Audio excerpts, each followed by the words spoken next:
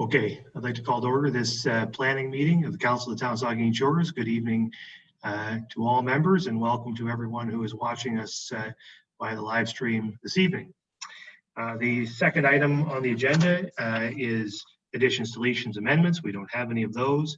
The third item is disclosures of pecuniary interest and nature thereof. I'll ask any member if you have a pecuniary interest you'd like to declare at this time.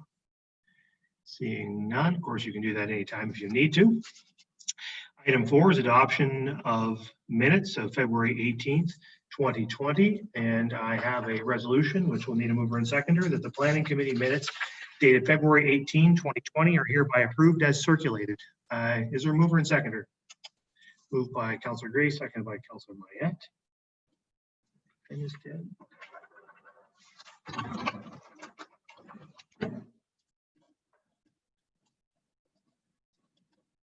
Any discussion to that set of minutes? Seeing none, all in favor? That's carried. Okay, so that moves on to public meetings. We have 2 public meetings this evening. The way that these meetings will proceed is we will, as usual, start by hearing from our planner. Then I will ask if there's any comments from the applicant. In the case of at least one of these applications, we do have folks from the public who've expressed an interest in speaking. They are also on the line, I'm told, and may or may not speak. I'll call on the public just as usual, and they'll be there. And if they wish to speak, they can raise their hand and I will call on them. And then once we've heard from members of the public, members of the committee can, as usual, pose questions for clarification. Just make it clear to anybody who's watching that neither of these applications are up for a decision this evening. These are public meetings. The purpose of them is for council to hear from the public, and then a decision will come at a subsequent planning meeting. So why don't we move on with our first one, which is 5.1 Z 2020-022 Dane Butner for 569 Market Street, and we'll turn it over to the planner, Dan Kingsbury, for the report. Thank you, Mr. Mayor, and good evening, members of council. If you just bear with me while I get the presentation going here, I will start in a sec.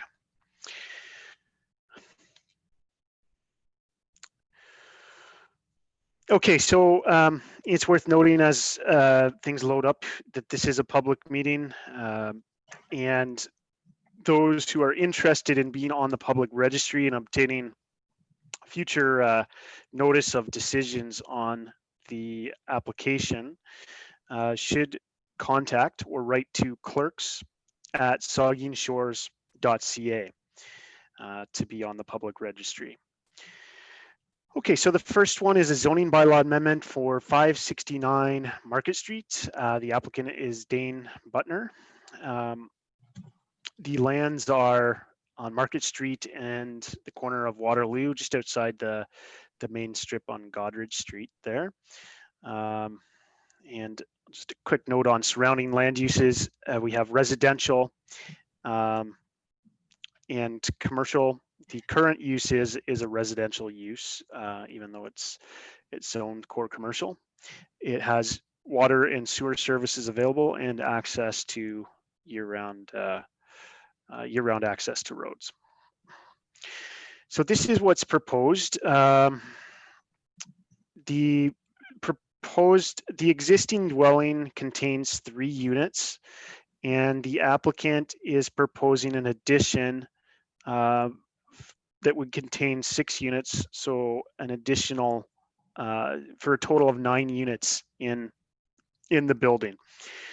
The core commercial zone, core commercial zone allows 40 units per hectare, and this is 60 units per hectare. So relief is being sought from that provision through a rezoning and some of the other technical provisions such as setbacks.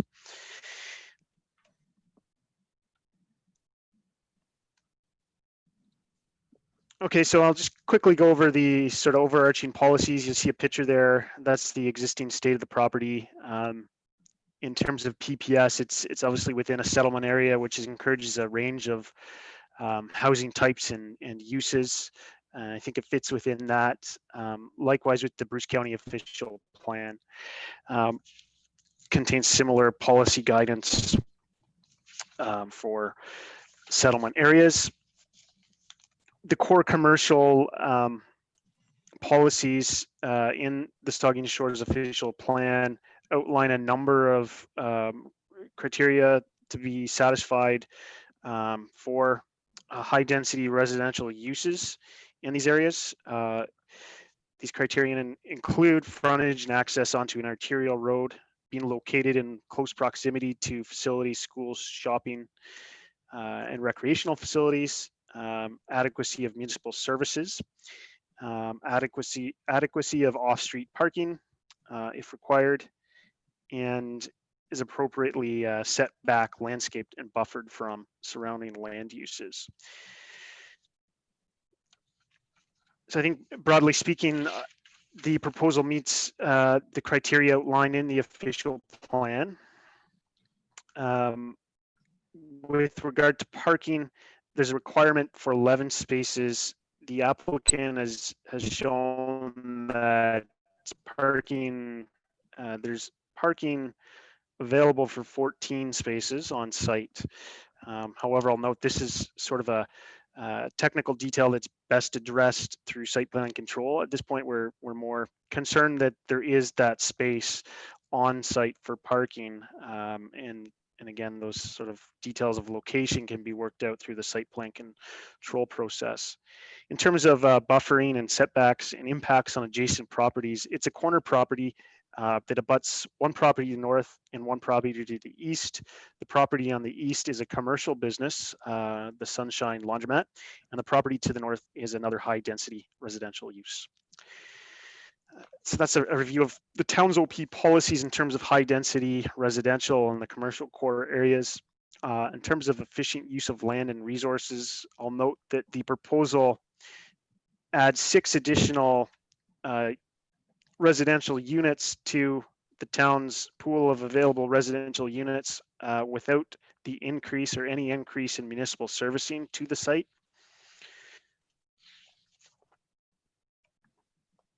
In terms of agency comments, the town provided the following.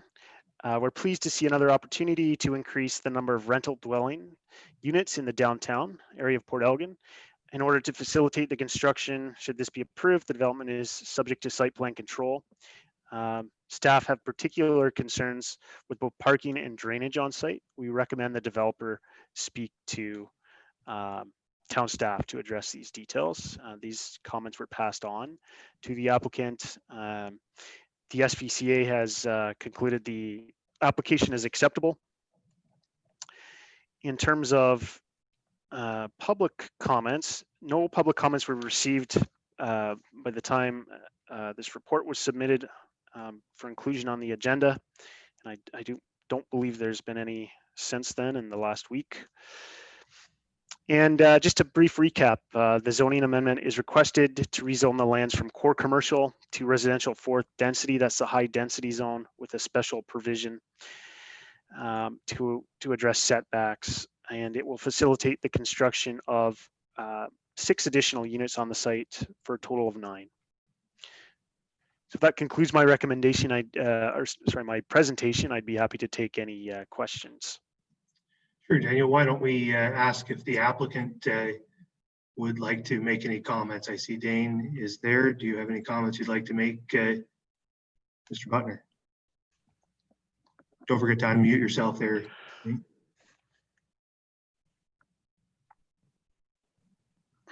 Yeah, just that I'm willing to work on you mentioned the parking and the drainage aspect of it. And that there is, right now, it's just all that space just seems very wasted to me. So I was just looking for the opportunity to develop it essentially. So, and then just that we do have a project ongoing right now on Catherine Street So we kind of do have a company that's trying to kind of get off the ground and continue to develop basically rental and apartment units. So we thought this is a good opportunity to continue to do so with the current property that we do own. So. Okay, well, thanks very much for those comments. I don't believe, and Linda, you can verify there are no members of the public with us who are wishing to speak to this application. That is correct. So with that, then we will turn it over to members of the committee to pose any questions for clarification, either to the planner or to the applicant. The deputy mayor. Thank you, Mr. Mayor, and through you, this is to Daniel. Daniel, we're tripling the size of the building space on there, and you're saying we're not going to have to increase the water or sewer lines that are already in there?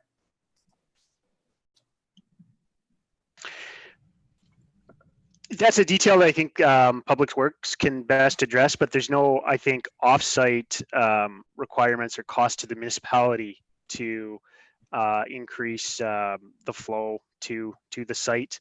Amanda might be better able to answer that question with specific requirements of the applicant to hook into town services. Yeah, it would be my expectation through you, Chair, that there'd be no need to increase the size of the service to the property to accommodate this. There may be internal plumbing that's needed, but not within the road right of way. Thank you, Mr. Mayor, Mr. Chair. Yep. I think I saw Councillor Grace. Yes, Councillor Grace. Thank you, Mr. Mayor. I have a question about garbage and recycling. One of the comments is that for commercial properties, the setback, the usual rear yard setback of 10 meters is there to provide space for loading, garbage and recycling, storage and other needs. And this would be seeking a minimum rear yard setback of 2.4 meters. So I guess I'm asking Mr. Butner, what kinds of needs do you foresee in terms of space for garbage, recycling, any other kind of storage that you might need, and how are you going to accommodate that?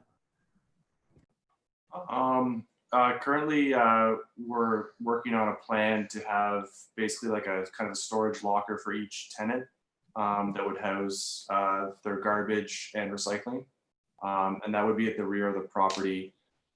There is space for it, and basically each locker would have its own kind of lock or keypad, and then only be accessed by the tenants that are in the units there.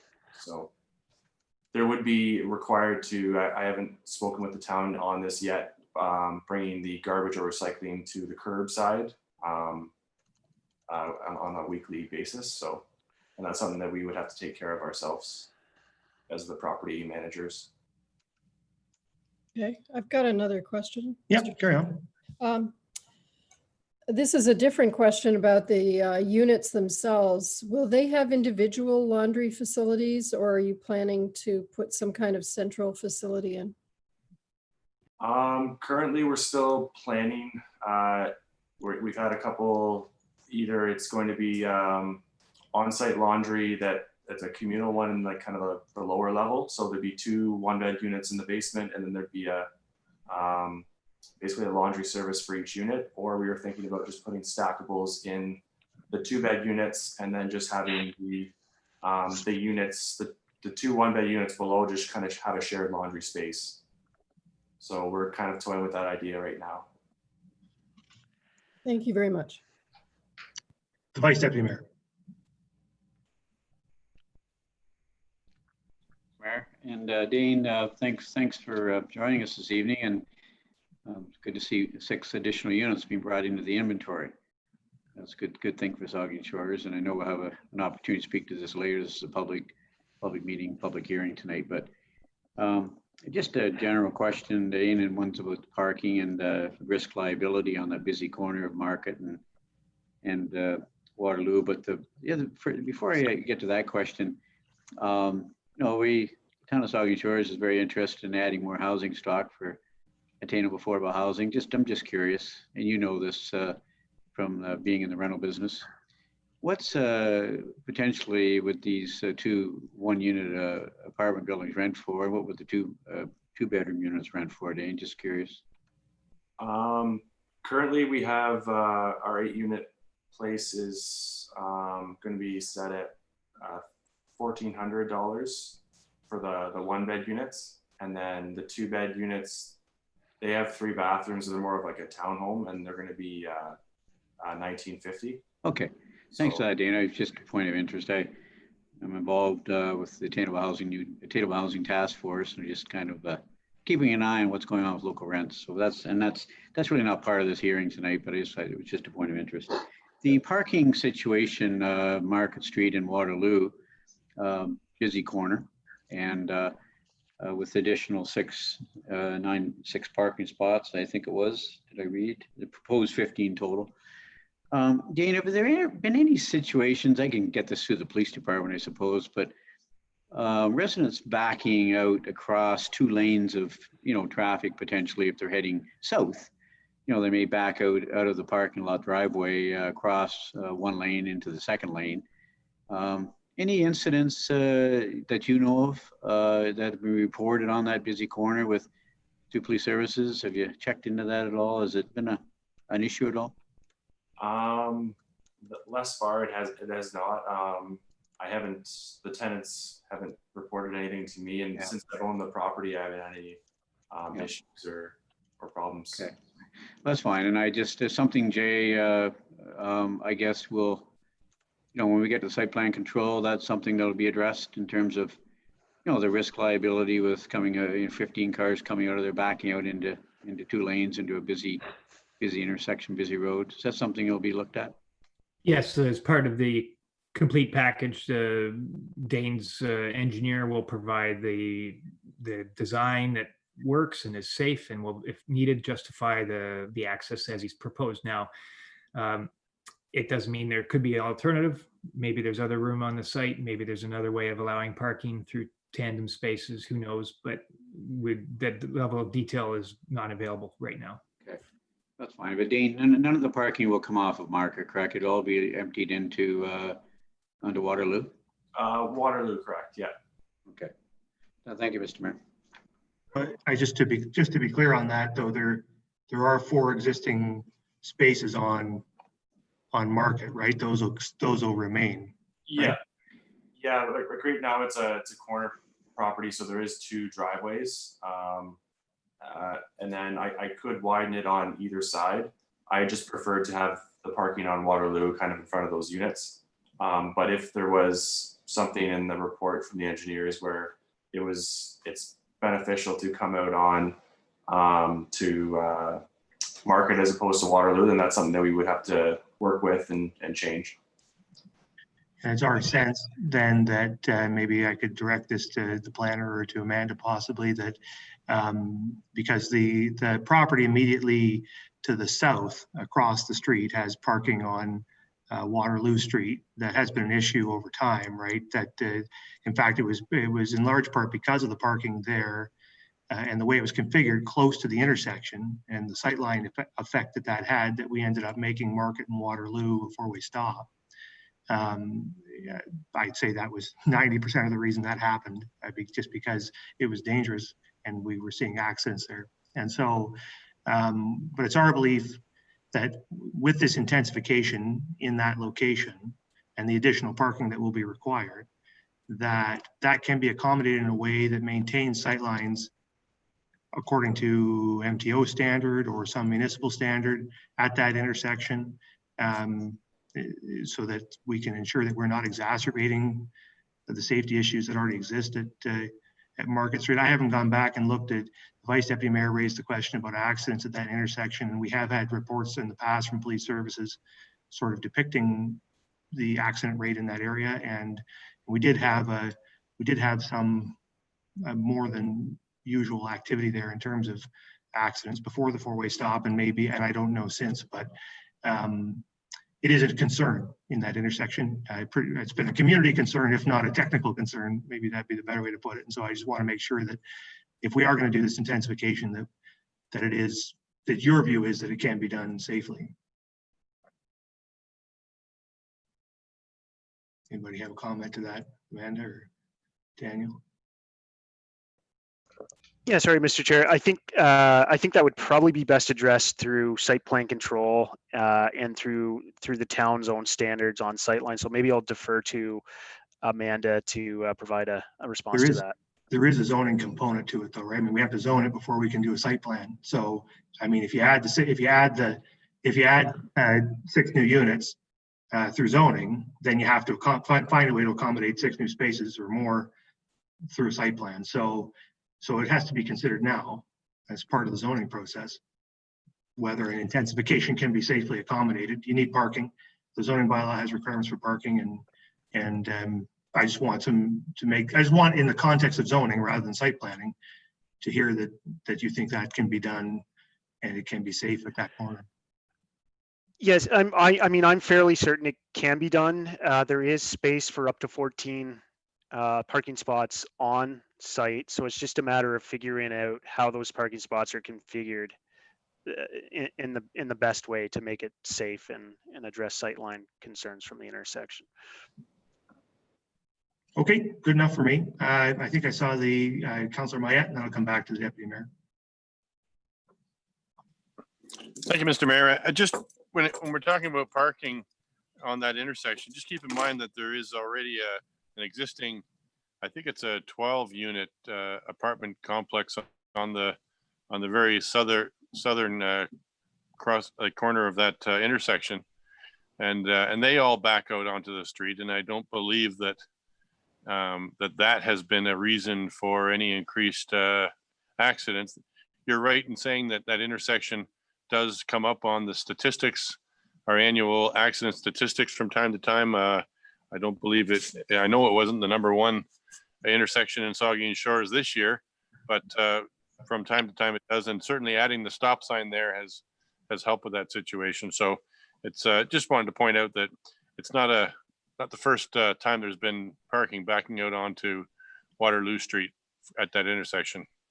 I know, and that was precisely my point. I would contend that it has been an issue, and that was part of the reason for why that intersection has shown up in our statistics as being less safe because of that parking to the south. And so I don't want to exacerbate the situation. I just want some assurance that by a decision we make on this in the future doesn't exacerbate it, and staff doesn't have to provide that answer today. They can provide it when they come back later with a recommendation. I'm just keen to be sure that an intensification that we don't set ourselves up to worsen an already not perfect situation. Apologies for monopolizing the conversation. Other comments? The Deputy Mayor. Excuse me. Thank you, Mr. Mayor. Through you again. When we get this back again, I wonder if Jake could get us a couple up-to-date pictures looking across at all the directions of the house, just so we can get a better idea of we all know what the corner is, but just to get a better look at it. And looking at the one picture now, I see we have a couple birch trees on there. And I didn't notice in the plan, do we have a green space program designed for this?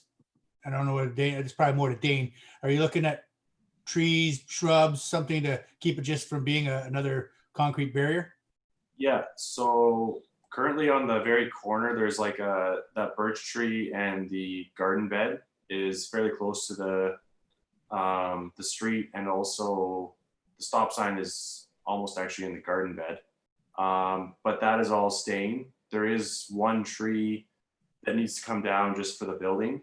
But other than that, there is a hedge along the whole left side and back side of the property that creates a barrier between that and the building that was converted to those units as well, just beside that building. So yeah, we want to keep the green space, and that's why I didn't want to put concrete across both fronts. But if parking is an issue, which I hope it's not, we may have to have the parking lot a little wider on both sides. And then that would just decrease some of the flower beds, but we're hoping to keep the birch tree and then those flower beds intact, as well as flower beds kind of along the market side beside that parking lot, and then along the house frontage. That's great. So, Mr. Mayor, if we could, when this comes back to us again, if we could have a diagram or something that shows the green space set up, that would be fantastic. Okay, I see nods from staff on that, so that's good. Any other questions for clarification from members of the committee? I don't see any. So that brings us to the end then of our public meeting on this file. Thank you very much, Mr. Butner, for being with us today and answering some of our questions. Awesome. Thanks for taking us into consideration, and I appreciate your time, guys. You bet. Okay, so that moves us then on to our second public meeting, which is L-2020-010 and Z 2020-017, Les and Deb Kellerman for 274 Front Street. And I guess, do I need to wait, Linda, to bring on board our... Okay, so we'll just pause a moment and we'll get everybody who's interested in this file brought into the meeting.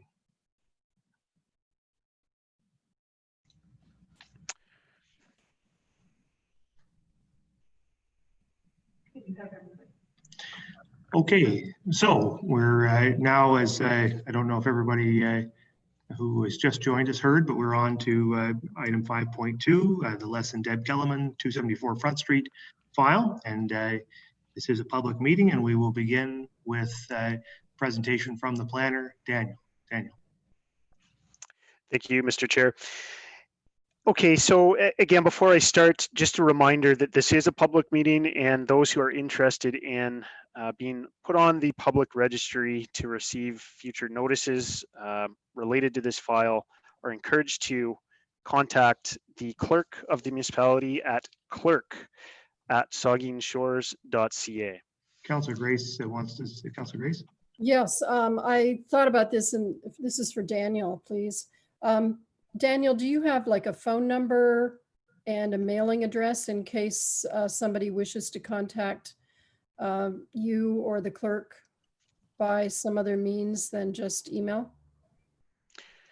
Or could you share that at the end of the meeting or something? Sure, yeah. Yeah, I can provide that as well. Yes, I'll do that at the end of the meeting or at the end of my presentation. I'll just pull up that info as we go, I guess. Thank you. Okay, thank you.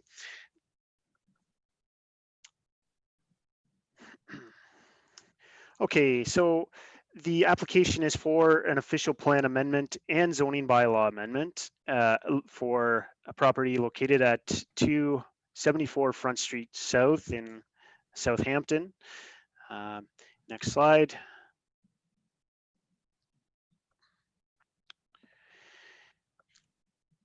The property is currently a residential use, surrounded by both residential and recreational. The Southampton Tourist Park backs onto the property, or it backs onto the tourist park, I should say.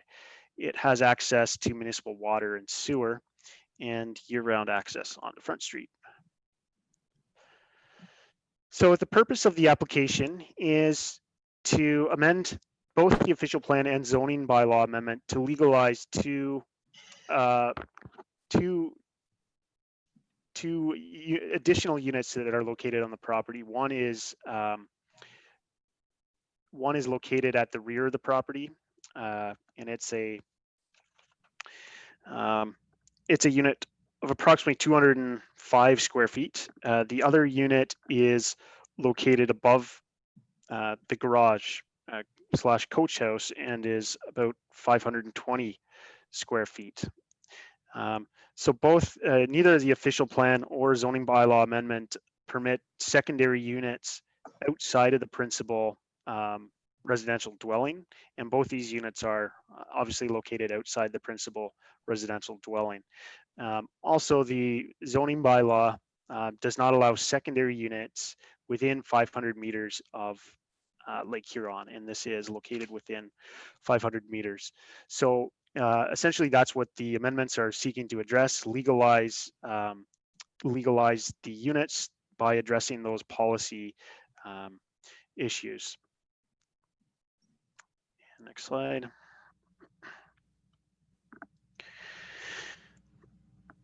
So again, here's a couple pictures of the accessory or secondary units.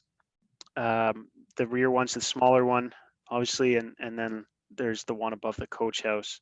So in terms of PPS, broadly speaking, and likewise, the county official plan encourage a range and mix of residential uses within service settlement areas.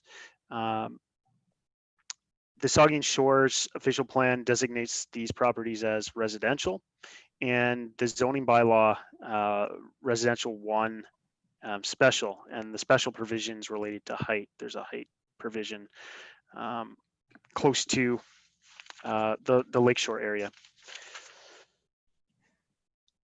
So I'll just go over a bit of a history briefly in the planning report. If you've read it, you'll see that the rear property or the rear unit was built in 1967, although we did receive comments that bring this date into question. The unit above the garage was constructed in 2002. And this unit is not considered legal non-conforming because of the date of the bylaw.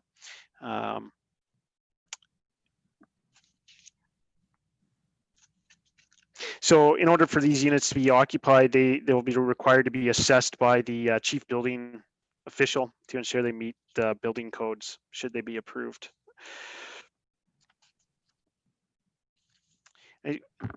Important to note too, the PPS has recently been updated, and the province has enacted changes to the Planning Act that permit secondary units outside of principal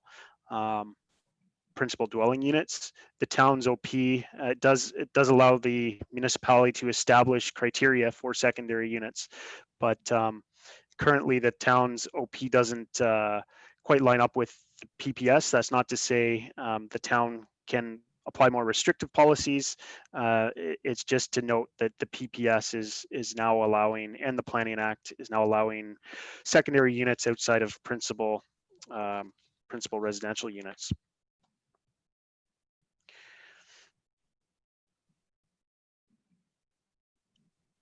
So I'll quickly just go over the efficient use of land, and it's similar to the last one. This proposal does permit additional residential units into the town's inventory of residential units without any increase in municipal services to the site. It's a large site, however, relatively narrow. I would also contend that the units have been in operation or in use, I should say, as secondary units of some sort since for at least or almost the last 20 years. So the applicants are seeking to legalize what's been occurring on the property for the last 20 years. So in terms of impacts to adjacent neighbors, that's another area pertinent to this application. There have been some comments received regarding parking concerns, and I'll note that there is capacity on the site for parking if they were to be considered units. However, I'll note those were concerns, and it is relatively buffered from adjacent land uses. There's some hedging on the property. I'll just quickly go, if you could go back to the previous slide and indicate that we did circulate to the appropriate agencies. The town had no comments. They reviewed the application, and the application was acceptable to the SPCA. So on to the public comments, and they're attached in the staff reports in full for you to read and consider. They range. There's They cite a number of concerns, I guess, or a range of concerns, from the uses not being permitted under the current policies, parking, potential for additional residential uses to be expanded, property could become a commercial enterprise. There were quite a few comments related to Airbnb sort of style comments, the size of the accessory unit at the rear of the property, concerns that the proposal does not preserve character and noise impacts to the neighboring properties, as well as sewage capacity. And I'll note also we received one comment at 5:30 this evening that was obviously not able to be included in the staff report. I'll just quickly read the comments verbatim since they're fairly brief. These are from Bill and Suzanne Penu. And they write the following comments. Zoning bylaw states no secondary dwelling within 500 meters of Lake Huron. So why are the secondary and tertiary buildings being allowed to be made legal to become rentals? Point 2, parking could become an issue, as well as accidents with public park and playground across the street. Point 3, as zoning is residential, does the owner have an obligation to be present to provide breakfast? And finally, point 4, what will the town's answer to future enlargements of any of the 3 buildings be? So again, these public comments are contained in the staff report, save and except the one I just read, for you to review. And to summarize, on the last slide, it is an official plan amendment and zoning bylaw amendment to legalize 2 residential uses that are on the property currently. And that concludes my report. I'd be happy to answer any questions. Thank you. Thank you, Daniel. Well, why don't we turn it over to the applicant? Is the applicant on the line and wish to speak? Mr. Schuler.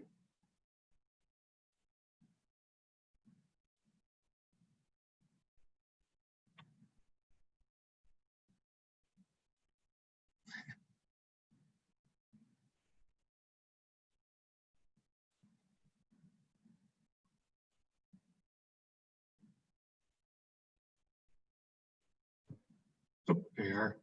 Oh, muted again. There you go. There you go. Okay. Yep, we got you. Hi there. Yeah, thanks for letting me talk. I just want to talk briefly just about Deb and Les Kelman, which is the new owners. They're good people. They've done nothing wrong. They're just trying to continue with what they purchased. Presently, they live in Southampton. They've been living in Southampton at their principal residence for 6 years. So again, we started this process in January. I'm the real estate agent, obviously, that I represented them. In January, they purchased the income property, found out too late in the process that what we were to believe to be legal existing detached rentable units, they were not. So obviously Deb and Les would not have purchased the property for the money that they did, obviously paying about 150,000 more than they would have if they hadn't got the income. So obviously we want to do what's right. Again, they bought an income property. So they bought it in January. So we submitted the application January 21st. So we're trying to do everything correct and right.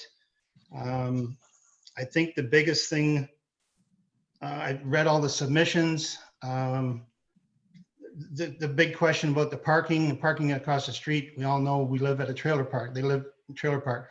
So there's really no way of knowing who's parking out front or whatever. I guess the biggest thing that I've got a problem with is I just wish all complaints, we all know the town's driven by complaint driven. So if anybody's got a complaint, they should have brought it forward. If this would have been settled way before January through all these complaints or any of these submissions, we wouldn't have been in this situation. We wouldn't have had to put an application in because my clients wouldn't have bought the property. It's that simple. So I am concerned about why there hasn't been complaints in earlier. Obviously, if this gets turned down, we will try and do the freedom of information on the complaints over the years to see if there's been complaints. Again, if there's been complaints, I would have assumed the town should have shut them down way before. This property's been trying to sell for the last 10 years.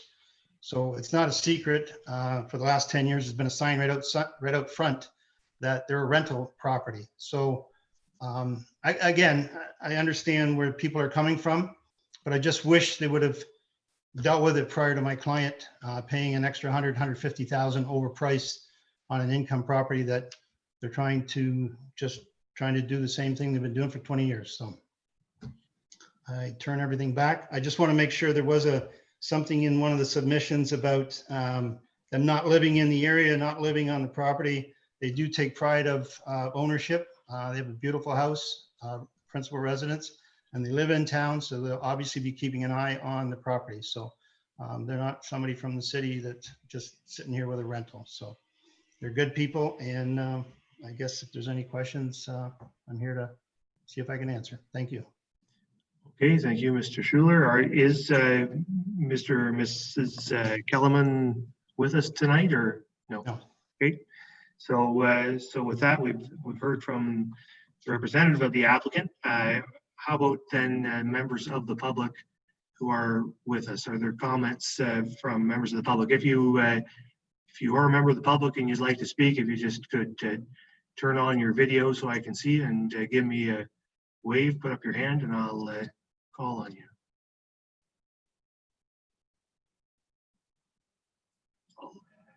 And if any member of the public wishes to speak, let me know. I see Mr. Pinot. Sir. You're up there. Thank you, Mr. Mayor. Anyway, I just wanted to understand this zoning. When a zoning states that there's no secondary dwelling within 500 meters of Lake Huron, I can understand why this would be approved. Okay, does the planner have want to make any comment? Yeah, so when something doesn't conform, through you, Mr. Chair, when something doesn't conform to a zoning bylaw amendment, anyone has the right to apply to amend the zoning bylaw amendment to make it conform, in essence, through approval of that amendment. And that's what's being sought today, is an amendment to those policies to which the application doesn't conform. Yeah, it's important to be clear. We have no recommendation as of yet, or so you know, we don't know how it will turn out. We're here to hear from you. So if you have thoughts that you'd like to give us, by all means, sir. No, I'm just curious because it's not only secondary, but a tertiary building. So in other words, you've got an additional 2 units. Would the owners be living in that building? In one of the buildings? I'll ask that of Mr. Schuler. Can you answer that, Mr. Schuler? Yeah, hi. No, they have a place. They've been living in the same place for 6 years in Southampton. Okay. So they could be renting out all 3 units. Yes, they are. No question. And I guess the question with regards to being as close to the lake, there was a building permit given to the garage in the first place. So, and I don't know if that, obviously, being a garage and being a resident, I would assume is 2 different things, but that had to be taken into consideration when the building permit was given in the first place. So. Okay. Okay, well, thank you, Mr. Pinot. Are there other comments from members of the public? Ms. Joette, I hope I'm pronouncing that right. There you are. Hi, it's Jowett. Jowett. That's okay. Mr. Schuler mentioned that it's been rented for years. To be honest, I didn't know it was not a legal rental. Plus, when they built the garage, there was a plaque on it that said it was not habitable. Somewhere in the last year or 2, that plaque got removed. Okay. Thanks for those comments. Are there further comments from any member of the public? I'll just ask one more time, just in case we have anybody there. Are there any comments from members of the public? I don't see any more comments from members of the public. So that'll close the public comment portion. And now I'll ask if members of the committee have any questions for clarification of the planner or the applicant. Councillor Grace. Thank you, Mr. Chair. I have several questions. Maybe, I don't know if Dan can answer this. How far away from Lake Huron is this property? How many meters?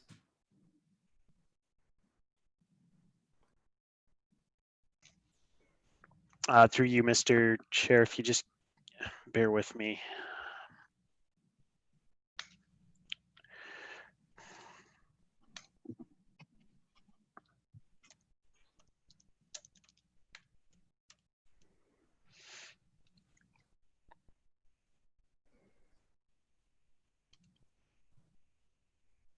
Through you, Mr. Chair, I can probably help with that, Councillor Grace. It's right across from Jerry's Fries.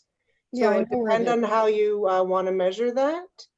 But I'm just going to grab on the GIS from the property line on the beach side of Jerry's Fries to the property line of this house is 78 meters.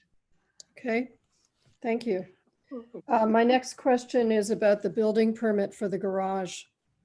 It's my understanding from the report that the building permit for the garage did not include a habitable space above the garage. Is that correct?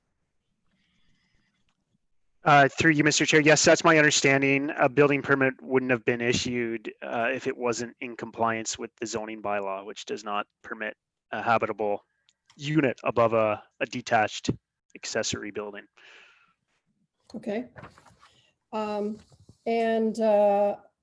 Another question that I think Mr. Schuler has answered, but I just want to clarify it. Would the intent be to rent all of these structures as separate units to separate families or groups of people or individuals? Yeah, as far as I know, they live in town, so they're going to keep an eye on everything. They may retire there. As I mean, right now, again, the listing was $899,000. So the person would not have bought this without knowing or what they give. Again, there was just so much information with regards to this being rentable and no complaints in the past. That's the frustrating part on my side, is that if somebody locally would have just said, look, they're not rentable prior to January, we wouldn't have been here today. So to spend that kind of money, they're planning on doing the rental of all 3 units. And at this time, but I can't say that they won't retire there. As I say, they have no interest in leaving Southampton. They've been here for 6 years and quite happy. Thank you. I have another question. If approved, one of the questions that Mr. Pino asked was, could these units be enlarged in the future? So that would be a question for Daniel, I suppose, or Jay. Yeah. Well, and again, I'm sure council's quite aware and Daniel's quite aware that you can put the restrictions on as you want. All they're trying to do is trying to correct the past. As I say, it took us 3 weeks to get in the application. We just want to do with what's there today. And as I say, for the parking, they've quite stated that there's lots of room right inside, and they'll make it quite clear that tenants are to stay inside. That can be a restriction. So, do you have an answer to that, Daniel or Jay? Yeah, through you, Mr. Chair. Mr. Schuler is correct. Perimeters could be established around the size of the units and what would happen if those units were proposed to be enlarged. For instance, there could be another trigger for it to go before council, say if there's a holding provision or something like that, if the units were to be enlarged. So there's options available, I think, if there's interest from council in establishing parameters around enlargement of the use. I have one more question, Mr. Chair. And maybe, I don't know if Amanda would be speaking to us on this. Would the 3 units have separate water and utility hookups? No. Well, they don't presently, no. Through you, we would meter the property on an individual meter, and then it would be the property owner typically if they wish to sub-meter. Okay, so they would be, so our requirement would be typically, Getting some, if everybody could just mute there, we're getting some feedback. There we go. okay. So our typical way of dealing with this would be to have each on an individual water hookup meter? Through you, Mr. Chair, no, we would normally have one service to the property with a meter and then have sub-meters after that. Thank you. Okay, thank you, Councilor Grace. Further comments from members of the committee, or questions, I should say. The Vice Deputy Mayor. Thank you, Mr. Mayor. Brian, Mr. Schuler, I'm just wondering what triggered this again in terms of the your clients purchasing the property and now they want to legalize. The property's been rented out for the last 20 years. What is the purpose? Just to say, hey, look, we don't want people watching over us now. This is legal. We're going to rent them all 3 units. Why didn't they just continue to do what they're doing?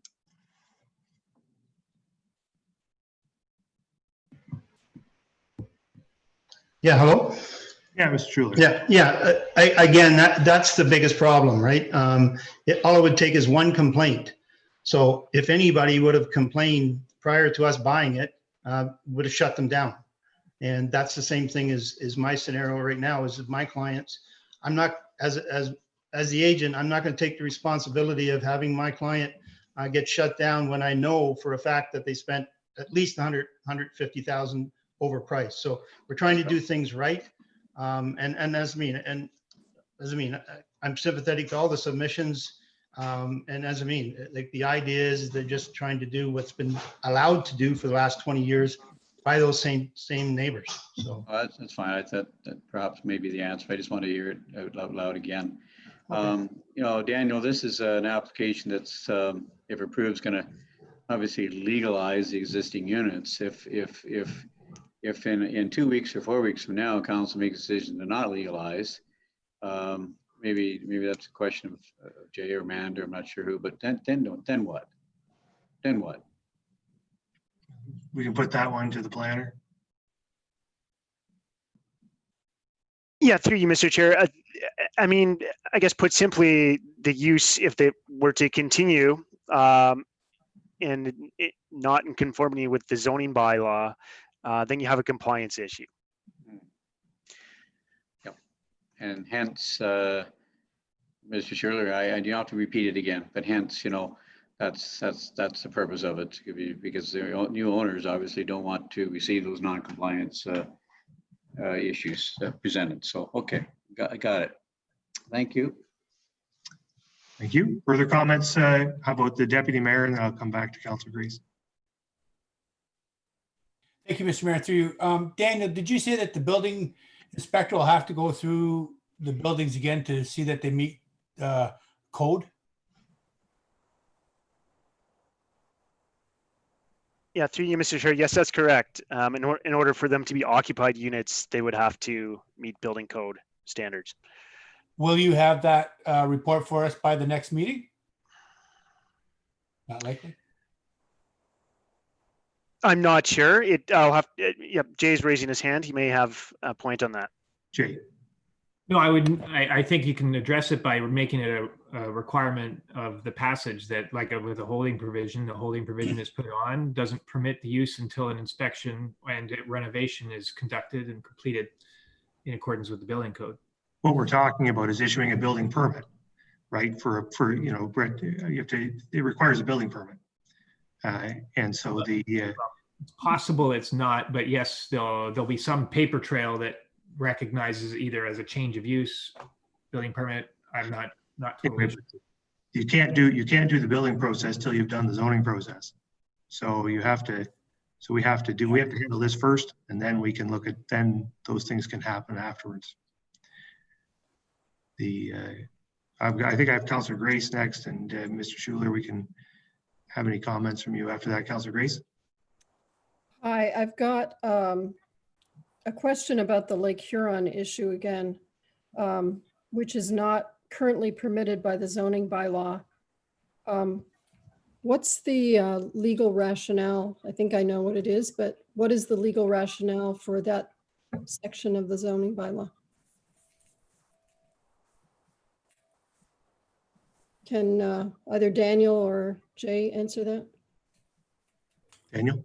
Yeah, through you, Mr. Chair. I was going to say Jay has a much longer corporate history than myself. It might be better to answer the sort of intent behind that. I speculating, but I'll leave it to Jay to answer. Jay? I don't want to sound too evasive, but it was not a part of the original recommendation when we went through this process. Council identified that as a matter that should be included in the OPA and the zoning bylaw, and around the table, I don't recall the details of that conversation. I just know it was added as a final point on the policy. I have some recollection. I think there were some concerns about secondary suites at the time, and it was a compromise position the council took to keep them out of the waterfront area. There were specific applications in the waterfront area that were happening that council rejected, and it was felt that that was the way things should be at that time. Okay. Councilor Grace. Yes, I have another question, and that's to follow up on Mr. Schuler's point about his clients would not have purchased this property if they'd known that there was some issue with the legality of the rental history.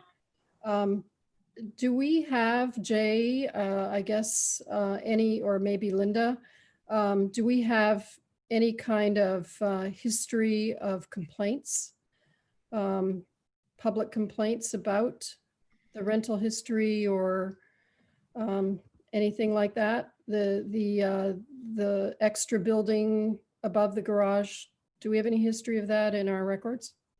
Jay? Well, we don't have any history of complaint documentation. We have a history showing the building permits that were issued at that time, and them indicating that they were not for habitable structures. In other words, they were permits issued for a garage or a shed from the department at that time.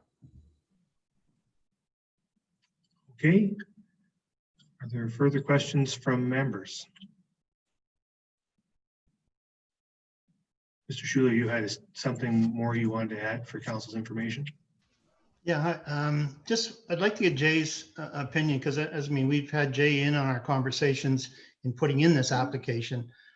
So Mike brings up a pretty major point with regards to if this thing gets squashed, and I guess then we'll decide down the road. But again, the bottom line is Jay's let us know that in council and in the planning, this is going to be potentially the future of Saugeen Shores. So I want to make sure Jay's throwing his hat in the ring with regards to what was discussed and the idea that let's put this through and maybe be a test case or whatever. But again, I just like to have Jay's opinion of what what was talked about, because I know the Kelmans met with Jay too. So yeah, certainly the need to address secondary suites because the province updated the Planning Act and the provincial policy statement, is going to be, and not, I was going to say going to be discussed, it has to be discussed as part of our official plan review.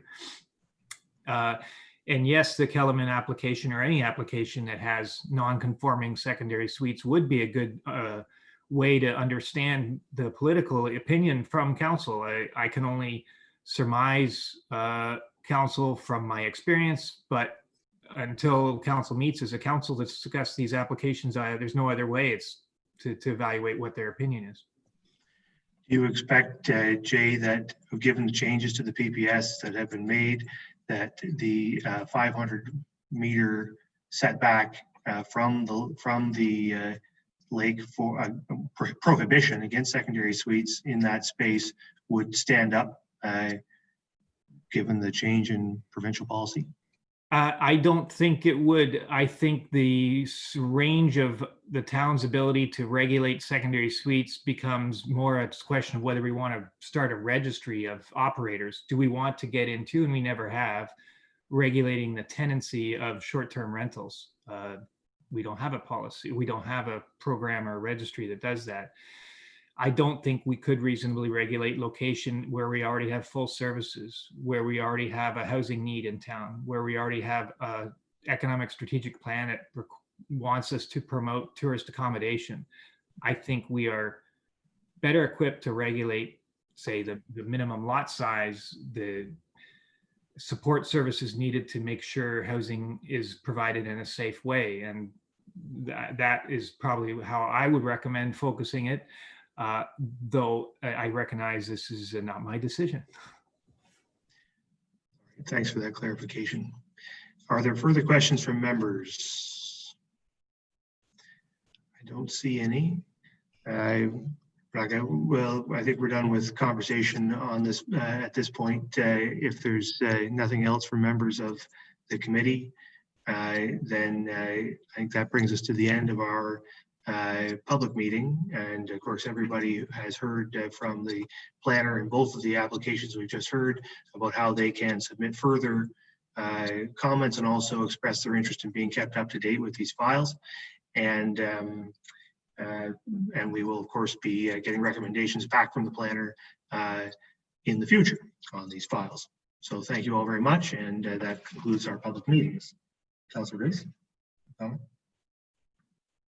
Sorry, Mr. Kingsbury was going to provide a phone number or a mailing address for individuals who might want to contact an alternative way. Do you have something else? Do you have that information for us, Daniel?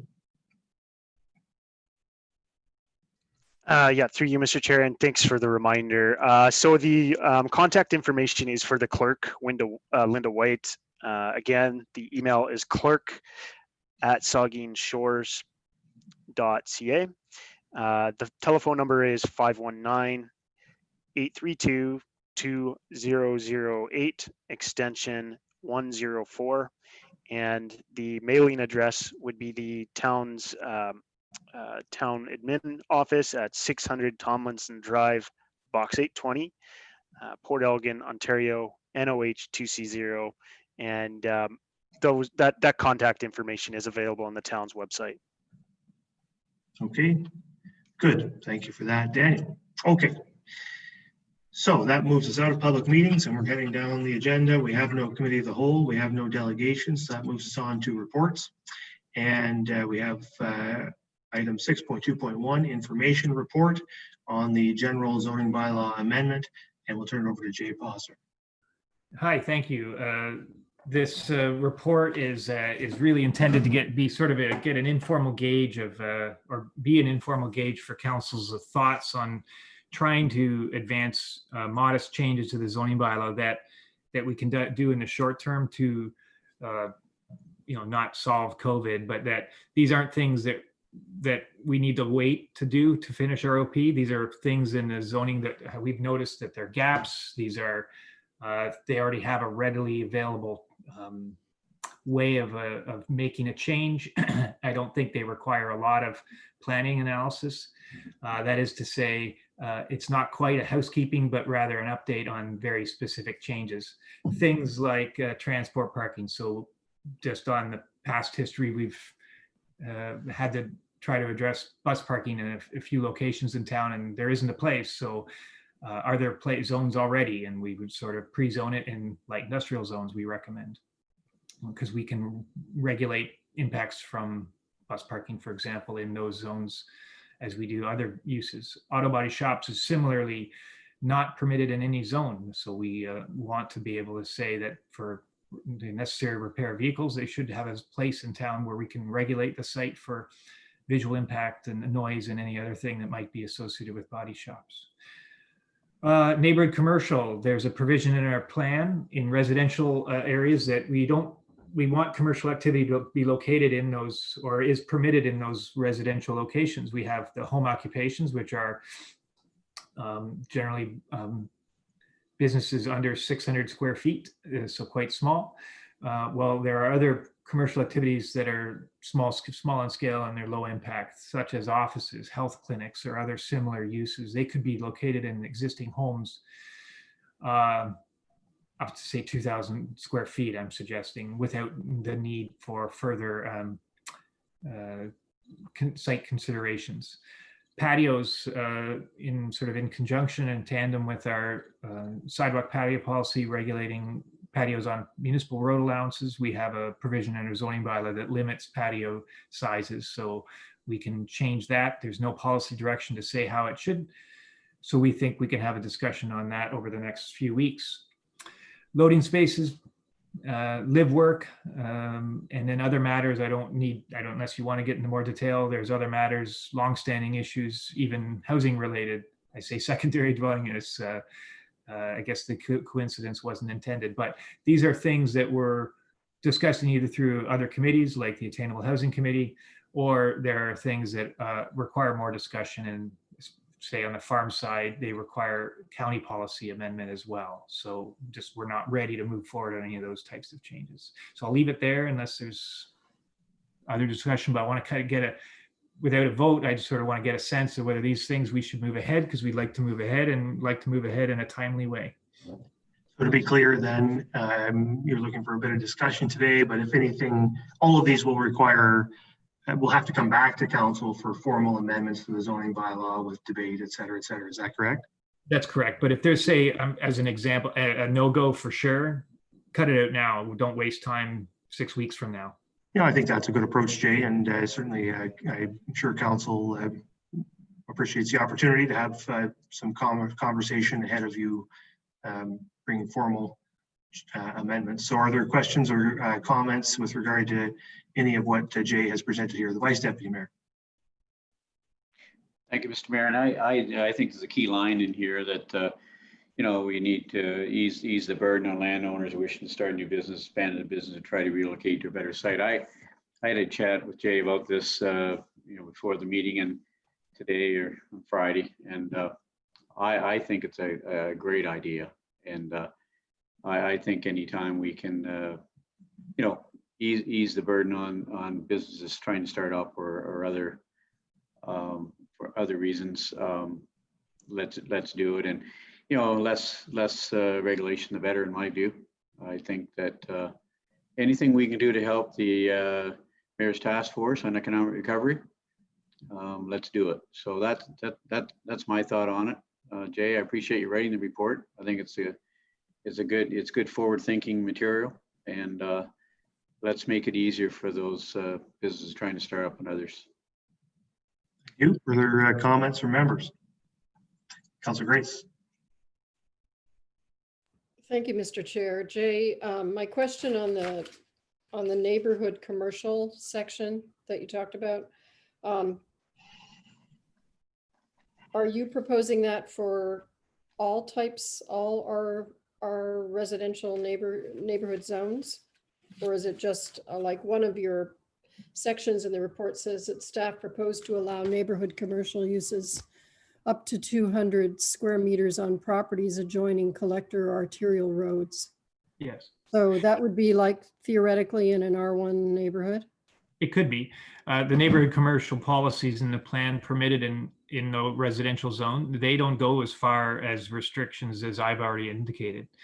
I propose the arterial collector restriction because I think it does offer some reasonable measure to ensure the type of business that we could tolerate without further analysis. In other words, is already on a road that's busy. We're expecting lots of traffic, say Bruce Street, for example. And I suggest existing structures already, because I don't think it could be fair to expect in an R1 zone, say a new commercial purpose only building go up, say what used to be a convenience store, which we don't get anymore. But if one just suddenly appeared without any consultation, that would be strange. But if a business moved into a house, like a doctor's office, that feels, from my planner's perspective, as something that can fit in with minimal impact. It'd still be regulated. We still want to make sure that the parking is in an area that's parked, but it's not a blank slate, and it's only in those structures that already exist. Okay, thank you. Councillor Mayette. Thank you, Mr. Chair. And through you, just Jay, while we're talking about a review of the zoning bylaws, two items that come to mind for me.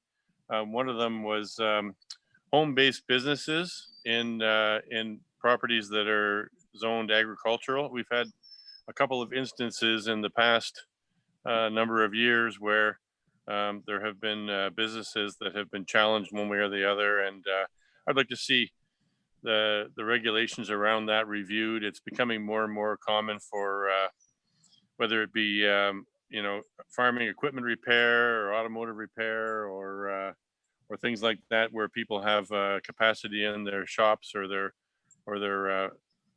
agricultural zoned areas. And the second one is to do with the way that the landfill site tax, or the landfill site, you know what I'm talking about, the per property charge for the landfill site is allocated. And I still don't believe that it's done fairly. We have many property owners that own property in the agricultural area of Saugeen, former Saugeen ward, Saugeen Township, that, you know, they own maybe in some cases dozens of properties that they use either as vacant lots or as agricultural purposes, and they're charged over and over again on each tax roll for the landfill fee. Whereas sometimes in the R zones we have properties with multiple dozens of apartments, and they only pay one per roll. And I think a rethinking of how we allocate that to be more in line with the users of the landfill site, so that they're the ones that are actually being charged the extra landfill fee, and the ones that are trying to make a living out in the country. Because let's face it, agricultural businesses, like any others, are under pressure with the pandemic, and recovery is on the way, and any relief for those members of our community would be very much appreciated.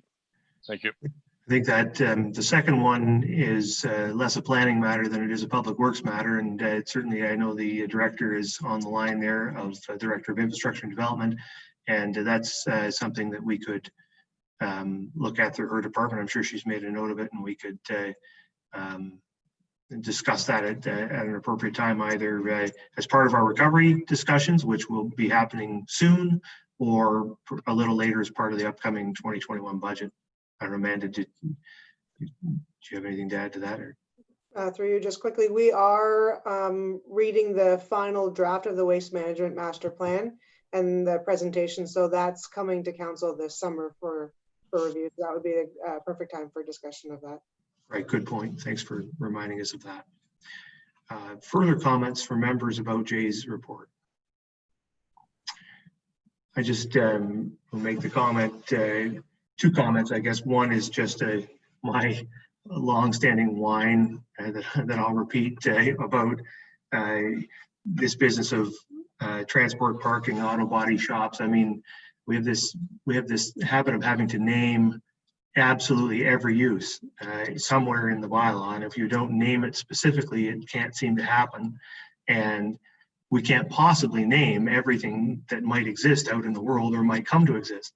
And that's a problem, and we have seen viscerally here in the last 18 months, the flaw in that way of approaching things, in the fact that we had no place in the entire municipality to park buses, a municipality with 4 elementary schools and a high school and no place to park buses. How could we have missed that? Well, it's because we have to name absolutely everything that could exist, does exist, or may someday exist. And if it doesn't, then it can't exist, and that can't work, and same with auto body shops, right? So I just feel like there must be a better way to do this, where we could say, here's the type of thing in this zone which will work, about the size, the kind of activity, commercial activity, put some parameters around it, but you don't have to name everything. I think that's it. It has bitten us and it will bite us again. So I'd sure like to see some alteration that would overcome that. And I understand you can't do that today as part of that's much more comprehensive than what we're talking about right here. But I think, and so obviously I support you adding these things, they need to be added. But I would sure hope that when we come to a more comprehensive review, we can look at a better way of approaching that. The other thing I would just say, and we've heard about it, I'm certain that this discussion's happened at the Attainable Housing Task Force. I know it came up today at the Task Force on Economic Recovery. The secondary dwelling restriction that we have in place is untenable.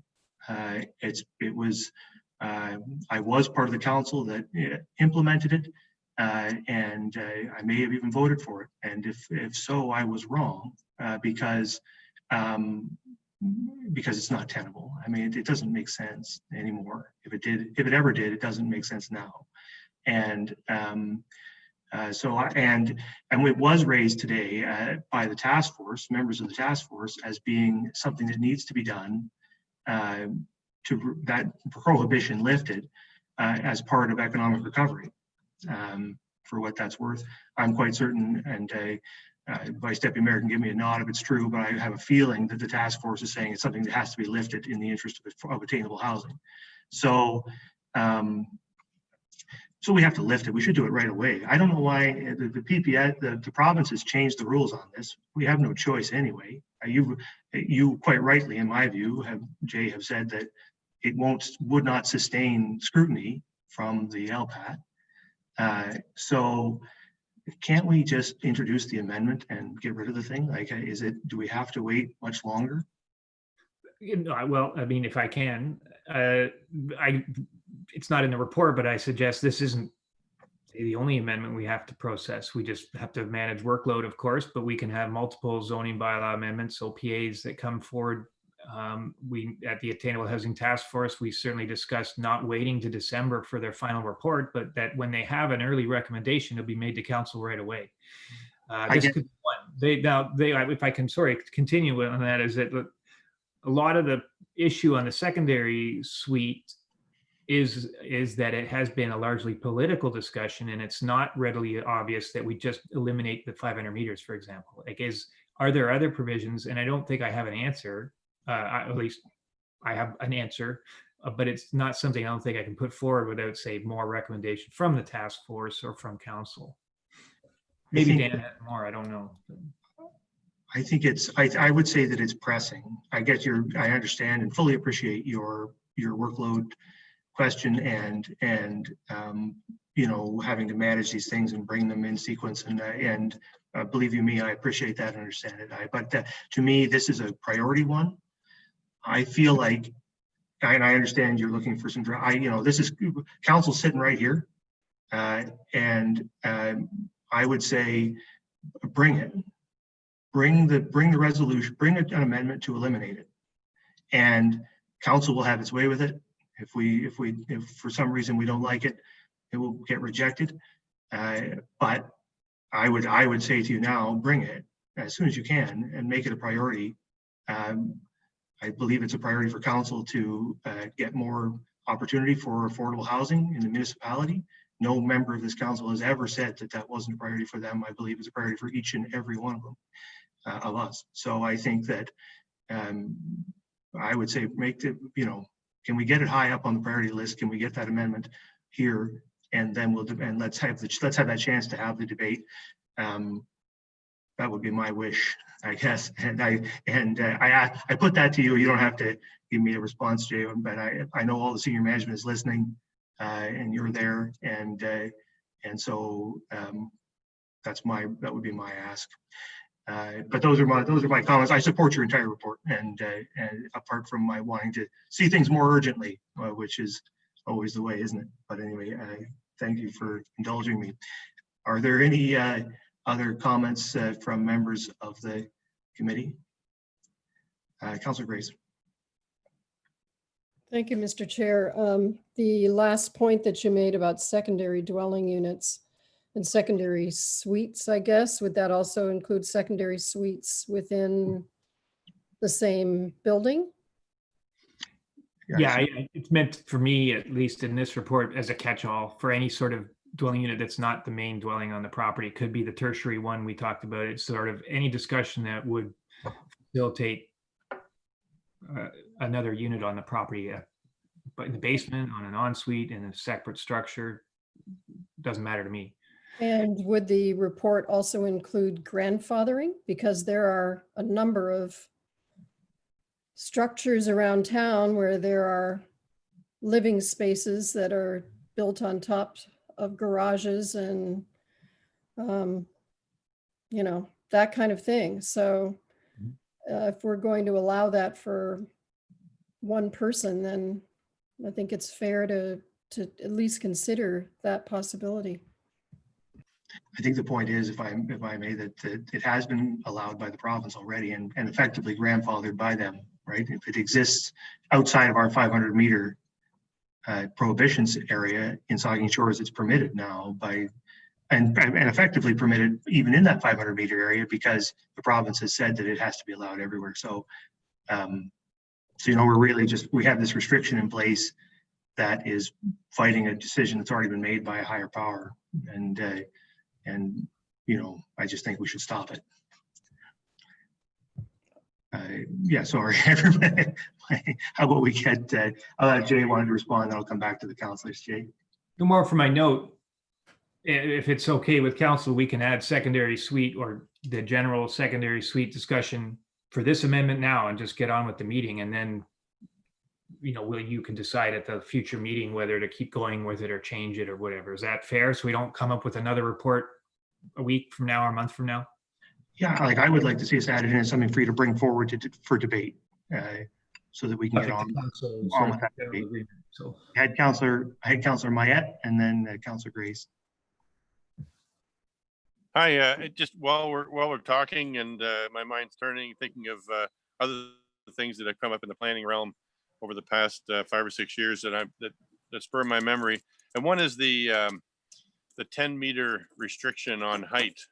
That's a 10 meter or 30-foot height that's been in there since I think the formation of the towns. And we're becoming a larger center now, and it's only a matter of time before we see application for larger buildings. So maybe we need to rethink the hard and fast rule about 10 meters and just eliminate it, or certainly raise it. But I would think to eliminate it and then decide each case on its own merits, on the principle of less regulations is better. Thanks.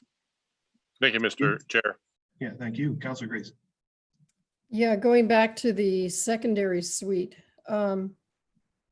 and I don't know if it's appropriate to raise this right now, but I would certainly think that information about the provincial mandate on this is relevant to our decision on the last case we heard. And I would hope that would be part of the report that's forthcoming. And that's why I asked the question at that time, and hopefully it will be. Certainly we'll have to raise it at the discussion point, I think, at the decision point, I should say. Any other comments on Jay's report? Don't see any, so thank you very much, Jay. Appreciate all of your work on that.